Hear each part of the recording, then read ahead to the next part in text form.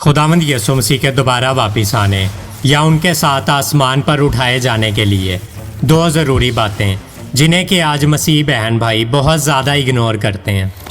खुदावंद यीशु मसीह के नाम में आप सब देखने वालों को मेरा सलाम, जय मसीह की एंड शालोम। अजीज़ों, आज की वीडियो में हम लोगों ने इस बात को देखना है कि खुदावंद यीशु मसीह की सेकंड कमिंग तक, उनकी दूसरी आमद तक हमें क्या करना चाहिए। आज मसीह लोग ये बात तो जानना चाहते हैं कि खुदावंद यीशु मसीह कब आने वाले हैं, वो किस वक़्त आएंगे, वो कहाँ पर आएंगे, या क्या क्या सब चीज़ें होंगी जिस वक़्त पर वो आएंगे। लेकिन आज बड़े अफसोस के साथ ये कहना पड़ता है कि मसीह लोग इस बारे में नहीं जानना चाहते कि हमें खुदावंद यीशु मसीह की सेकंड कमिंग तक ऐसा क्या करना चाहिए कि जब खुदावंद यीशु मसीह आएँ और वो हमें तैयार पाएँ। ऐसे लोग तैयारी नहीं करना चाहते, जस्ट वो जानना चाहते हैं, वो सिर्फ़ ये बात जानना चाहते हैं कि खुदावंद यीशु मसीह कब आ रहे हैं।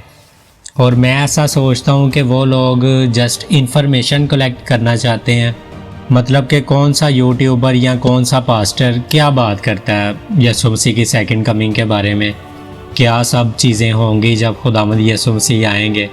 तो जानने की हद तक तो ठीक है, इन्फॉर्मेशन की हद तक ठीक है ये बातें, लेकिन आज कोई ये नहीं जानना चाहता कि खुदावंद यीशु मसीह की दूसरी आमद तक, उनकी सेकंड कमिंग तक हमें ऐसा क्या करना चाहिए।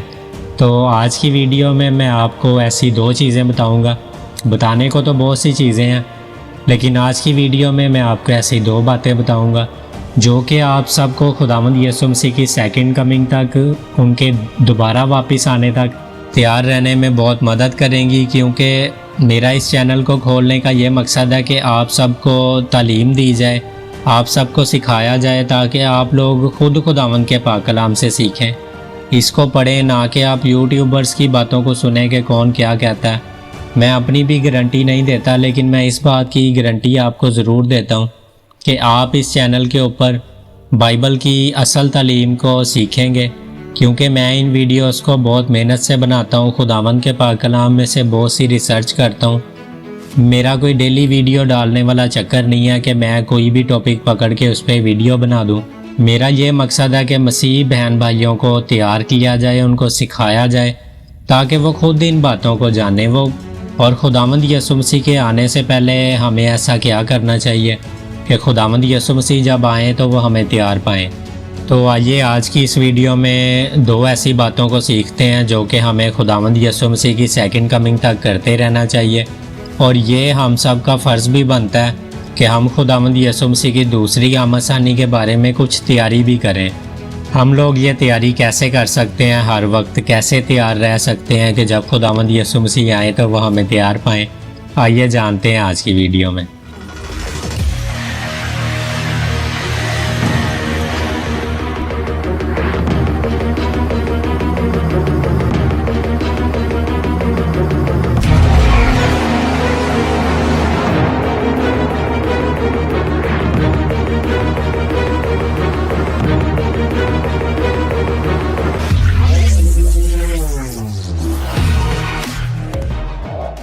तो आज की जो पहली बात है वो ये है कि हम सबको रोटी तोड़ते रहना चाहिए। वो रोटी नहीं कि जो हम अपने घर में खाते हैं, बल्कि होली कम्युनियन की बात कर रहा हूँ मैं। आप सबको रोटी तोड़ते रहना चाहिए, क्योंकि पहला कुरिन्थियों उसका 11वां बाब और उसकी 26वीं आयत में लिखा है कि जब कभी तुम इस रोटी को खाते हो और इस प्याले को पीते हो तो खुदावंद की मौत का इजहार करते हो, जब तक वो ना आए ऐसा ही करते रहो। मैं आज आपसे ये सवाल पूछना चाहता हूँ कि आप जो मसीह लोग हैं, क्या आप इस रोटी को तोड़ते हैं? क्योंकि यहाँ पे साफ तौर पे लिखा है कि जब कभी तुम इस रोटी को खाते हो और इस प्याले में से पीते हो। ये जो रोटी है ये यीशु मसीह का बदन है, उसका जिस्म है, और ये जो प्याला है ये खुदावंद यीशु मसीह के उस खून को शो करता है जो कि उसने सलीब पर बहाया था आपके और मेरे गुनाहों के लिए। तो क्या आज आप इसमें शरीक होते हैं? क्या आप इस प्याले में से पीते हैं और इस रोटी में से खाते हैं? क्योंकि अगर हम इसको खाते हैं, आगे हम पढ़ते हैं, तो हम खुदावंद की मौत का इजहार करते हैं। अगर हम खुदावंद की मौत का इजहार करते हैं तो हम खुदावंद यीशु मसीह के जी उठने को भी मानते हैं। इसका मतलब है कि हम सब लोग भी जी उठेंगे। लेकिन उससे पहले यहाँ पे पौलुस रसूल हमें बताता है कि जब कभी तुम इस रोटी में से खाते हो आज कितने मसीह बहन भाई हैं जो कि इस रोटी को तोड़ते हैं बिला नागा।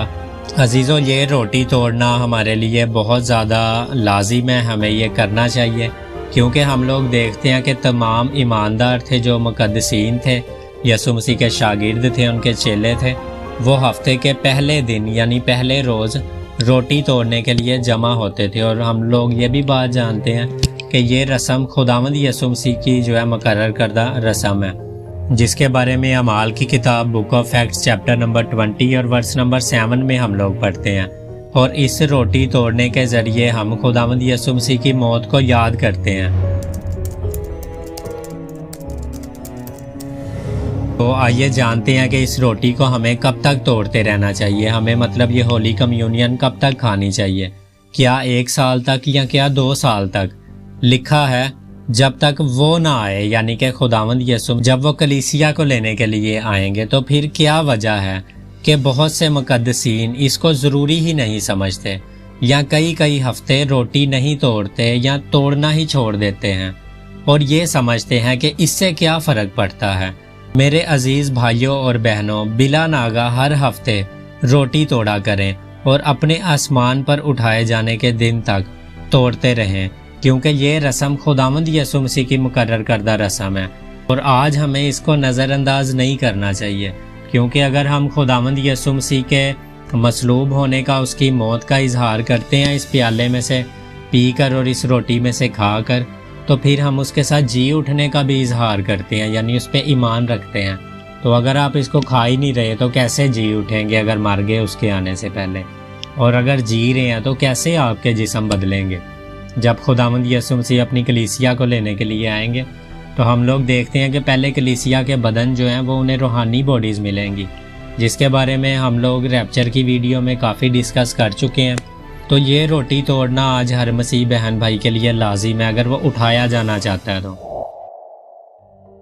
और आज की जो दूसरी बात है वो ये है कि हमें थामे रहना है। अजीज़ों, खुदावंद यसु मसीह हर ईमानदार को कोई ना कोई बरकत, कोई ना कोई ब्लेसिंग ज़रूर देते हैं। और आज की दूसरी बात हमें ये सिखाती है कि हमें उस बरकत को, उस आशीष को थामे रहना है। फॉर एग्ज़ाम्पल, किसी को दुआ करने की नेमत, किसी को मुक़द्दसों से मोहब्बत, किसी को एक दूसरे की खिदमत करने का फ़ज़ल और किसी को खुशखबरी फैलाने की जो है बरकत खुदावंद यसु मसीह देते हैं। किसी को सताइश में कोई साज बजाने की या किसी को क्वायर में हिस्सा लेने की। और आज खुदावंद यसु मसीह हमसे चाहते हैं कि जो भी खिदमत खुदावंद यसु मसीह ने हमें दी है, हम उसे खुदावंद की खिदमत जानकर करें और उसे दिलो जान से करें और उस खिदमत को थामे रहें। अजीज़ों, आज शैतान नहीं चाहता कि हम लोग खुदावंद यसु मसीह की लगातार खिदमत करें, लेकिन खुदावंद यसु मसीह चाहते हैं कि आप इस खिदमत को, आप इस अपनी बरकत को, अपनी इस आशीष को थामे रखें जो कि खुदावंद यसु मसीह ने आपको दी है, जिसके बारे में मुकाशवा की किताब उसका 2 बाब उसकी 25वीं आयत में लिखा है कि अलबत्ता जो तुम्हारे पास है उसको मेरे आने तक थामे रहो। और फिर लूका की अंजील उसका 19वां बाब और उसकी 13वीं आयत में पूछा जाएगा कि लेन देन से क्या कमाया है, यानी कि जो बरकत खुदावंद यसु मसीह ने आपको दी है, क्या आपने वो दूसरे लोगों तक पहुंचाई है और उसको मल्टीप्लाई किया, इसका हिसाब लिया जाएगा। तो अजीज़ों, खुदावंद यसु मसीह की खिदमत करने में मशगूल रहें, अपने आप को बिज़ी रखें, क्योंकि जब लेन देन किया जाएगा तो आपसे पूछा जाएगा कि उस बरकत का क्या किया जो मैंने तुम्हें दी थी।